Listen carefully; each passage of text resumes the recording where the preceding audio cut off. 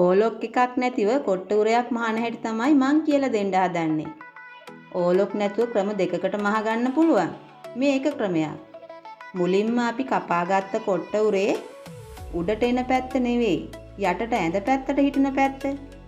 ඒ පැත්තේ ලොකු කොටස අරගෙන ඒකේ උඩින් අඟල් භාගයක විතර හීම් වාටියක් මෙන්න මේ විදිහට මහ ගන්නවා. කොට්ට උරේ යටිපැත්තේ ඕපන් එකක් තියෙනවනේ. අන්න ඒ ඕපන් එකේ ලොකු කොටස තමයි මේ මහන්නේ. මේ විදිහට වාටිය මහගෙන ඊට පස්සේ අපේ කොට්ට උරේක තියෙනවනේ යටපැත්ත කවර් වෙන කොටසකුත්. ඒ කවර් වෙන කොටසේ පළුව අරගෙන ඒකෙත් අපි උඩ පැත්තෙන් අඟල් භාගයක හීම් වාටියක් මහ ගන්නවා. ඕලොක් නැතුව මහපුවාම කොට්ට උරේ එහෙන් මෙහෙන් නූල් ඇදෙනවා. ඊට පස්සේ ඉරි යනවා, කැතට පේනවා. මේ ප්‍රශ්න තියෙනවනේ. ඉතින් ගන්න කෙනා වුණත් ලස්සනට පිළිවෙලකට මහලා තියනවද කියලා බලලා තමයි ගන්නෙ. කැතට තිබුණොත් අපට වෙළඳපළක් හදාගන්න බැරි වෙනවා. දැන් අපි වාටි දෙක මහගෙන ඉවර වෙලා උඩට එන පැත්ත කොටස, ඒ කියන්නේ හොඳ පැත්තට එන කොටස, එන්න ඒ කොටස ගන්නවා. ඒ කොටස අරගෙන ඒකේ හොඳ පිට යටට තියලා අනිත් පළුවත් අරගෙන ඒකේ කන පිට තියලා මෙන්න මේ විදිහට කොට්ට උරේ කොටස් ටික ගානට හදා ගන්නවා. එහෙන් මෙහෙන් එල්ලිලා ඇද වෙලා හිටින්න නැතුව ගානට මෙන්න මේ විදිහට හදා ගන්නවා. හදාගෙන අපි කොට්ට උරේ කවර් වෙන පොඩි කොටසක් තියෙනවනේ. එන්න ඒ කොටස අරගෙන මේ දැන් අපි තියාගත්ත ලොකු කොටස උස්සලා යටට එන විදිහට මේ පොඩි කොටස මේ විදිහට හොඳ පැත්ත උඩට එන විදිහට, ඒ කියන්නේ කන පිට තියලා මෙන්න මේ විදිහට තියාගන්නවා. තියාගෙන පිළිවෙලකට හදාගෙන ආධුනික කෙනෙක් නම් මේ දෙපැත්තට අපට ඕපන් එක දෙපැත්තට අපට පින් දෙකක් මේ විදිහට ගහ ගන්න පුළුවන්. කොට්ට උරේ එහා මෙහා වෙන එක, ඇද වෙන එක, ඒක නවත්ත ගන්න තමයි මේ පින් දෙකක් ගහගන්නේ. ඊට පස්සේ අපි මේ කොට්ට උරේ වටේට අඟල් කාලක මැහුමක්, පොඩි මැහුමක්, අඟල් කාලක පොඩි මැහුමක් වටේටම ගහ ගන්නවා. මේ විදිහට අඟල් කාලක මැහුමක් ගහ ගන්නවා. ඉතින් අපේ හැම ගෙදරකම මේ වගේ කකුලෙන් පාගන මැසිමක් හරි තියෙනවනේ. අපි ඒ දේ මොනවා හරි ප්‍රයෝජනයක් ගන්න ඕනේ. ගෙදරට වෙලා මට මුකුත් කරන්න විදිහක් නැහෙනි, ආදායම් වෙන මාර්ගයක් හදාගන්න විදිහක් නැහෙනි, මොනවා හරි බිස්නස් එකක් කරන්න ඕනේ.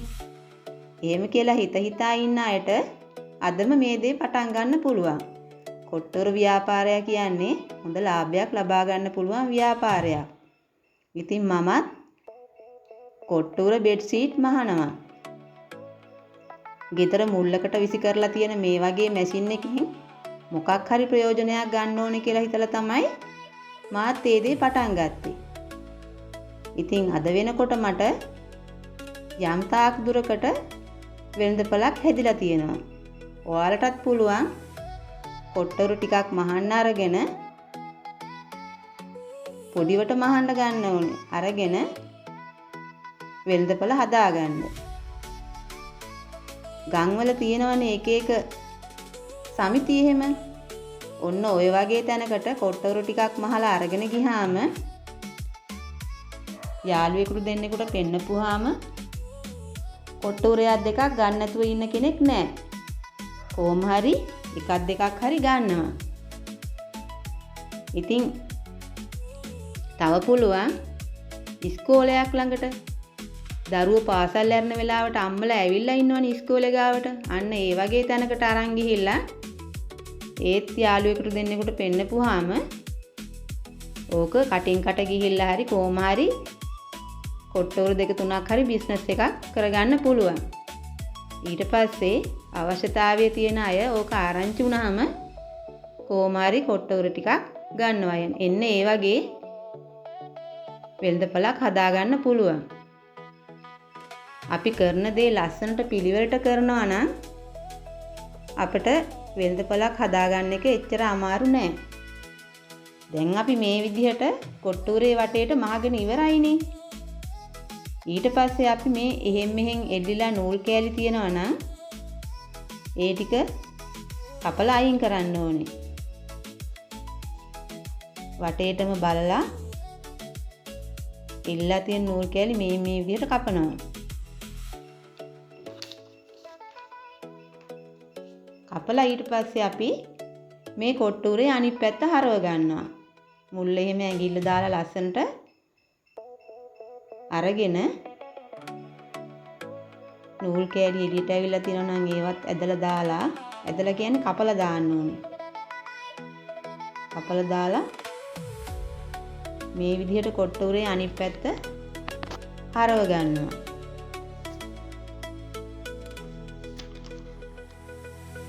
අරගෙන මේක පිළිවෙලට හදාගන්න ඕනේ. මේ විදිහට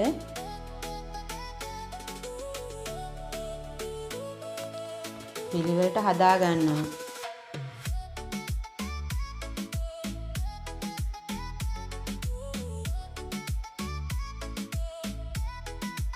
ඉතින් අපිට ඕලොක් මැෂින් එකක් නැතුව තව ඇඳුම් මහන්න පුළුවන්. ගෑනු ළමයි ගෙදරට අඳින කිව්ලට් එකක්, පීවි ළමයිගේ කොට කලිසමක්, බොටම් එකක්, ඒ වගේ ඒවත් ඕලොක් නැතුව මේ විදිහට මහ ගන්න පුළුවන්. දැන් අපි හරවගත්ත කොට්ට උරේ හොඳ පැත්ත, ඒ කියන්නේ ලොකු පළුව හිටපු හොඳ පැත්ත, අපි හිස තියෙන පැත්ත, ඒ පැත්තේ කොටසෙන් මේ විදිහට අඟල් භාගයක් හිටින විදිහට වටේම අවුට්ලයින් එකක් ගහගෙන යනවා. මේ බලන්නකෝ. මෙන්න මේ විදිහට ගහගෙන ගිහිල්ලා ඊට පස්සේ අපි කොට්ට උරේ නැවත අනිත් පැත්ත හරව ගන්නවා. නැවත අනිත් පැත්ත හරවද්දි නූල් කෑල්ලක් දෙකක් එළියට ඇවිල්ලා තියෙන්න පුළුවන්. ඒක අපි පරිස්සමට කපලා අයින් කරගන්න ඕනේ. කොට්ට උරේ ඩැමේජ් වෙන්නේ නැතුව එමීට කපලා අයින් කරගෙන මේ විදිහට අනිත් පැත්ත හරව ගන්නවා.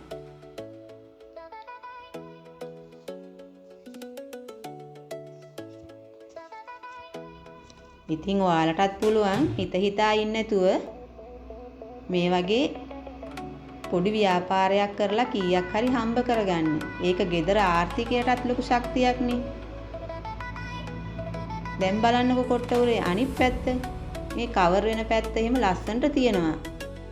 ඉතින් මේ වගේ ලස්සන නිමාවක් තියෙනකොට අපිට වෙළඳපොළට දාන්න බැරි වෙන්නේ නැහනේ. ඔයාලත් උත්සාහ කරලා බලන්න.